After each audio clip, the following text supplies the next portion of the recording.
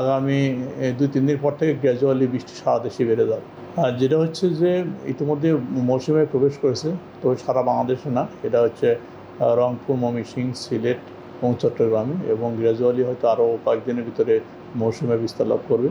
আর যেহেতু মৌসুমী বায়ু সারা দেশে বিস্তার লাভ করেনি, এই জন্য বৃষ্টি থেমে থেমে বৃষ্টি হচ্ছে, এবং টানা বৃষ্টি হচ্ছে না। দেখা যাচ্ছে গতকালকে ঢাকা বৃষ্টি হয়েছে, আবার আজকে বৃষ্টি নেই।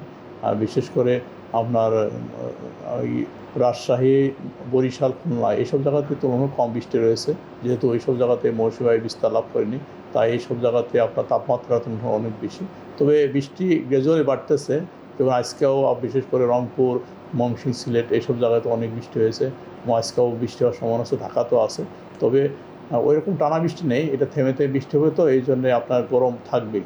একবারে যখন টানা 1 দিন 2 দিন প্রতিদিনই বা দিনে 1 বার 2 বার বৃষ্টি হবে, সেক্ষেত্রে অনেকটাই ঠান্ডা হয়ে যাবে। তবে আমরা আশা করি হয়তো আগামী 2-3 দিন পর থেকে গ্র্যাজুয়ালি বৃষ্টি সারা দেশে বেড়ে যাবে, এবং যেহেতু মৌসুমী বায়ু সারা দেশে বিস্তার লাভ করবে, সে সময় তাপমাত্রা অনেকটাই সহনীয় পর্যায়ে চলে আসবে।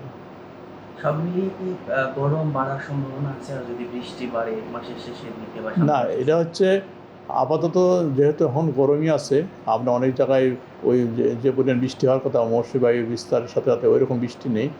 সেক্ষেত্রে বিশেষ করে দেশের পশ্চিম অঞ্চল এবং খুলনা, বরিশাল এসব জায়গাতে মোটামুটি তাপমাত্রা অনেকটাই বেশি আছে, এবং যেহেতু মৌসুমে বিস্তার লাভ করবে কয়েকদিনের ভিতরেই, আগামী 1 সপ্তাহ অর্থাৎ 2-3 দিন পরে যে মৌসুমী পুরো দেশ সেটা হবে, তারপর থেকে 1 সপ্তাহখানি মোটামুটি সারা দেশে তাপমাত্রা সহনীয় পর্যায়ে থাকবে। তবে মৌসুমে বিস্তার লাভ করলে এই না যে পুরোটাই ঠান্ডা হয়ে যাবে, দেখা যাচ্ছে আবার ব্রেক হবে। ব্রেক হলে আপনার বিশেষ করে আপনার ধরেন 10-15 তারিখের 20 তারিখে পরে যে আবার তাপমাত্রা অনেক জায়গায় বেড়ে যাবে, কারণ ওই সময় হয়তো বৃষ্টিটাও কমে যাবে, আর সে সময় অনেক জায়গায় আবার মৃদু আকারে হিট ওয়েভ আসার সম্ভাবনা রয়েছে।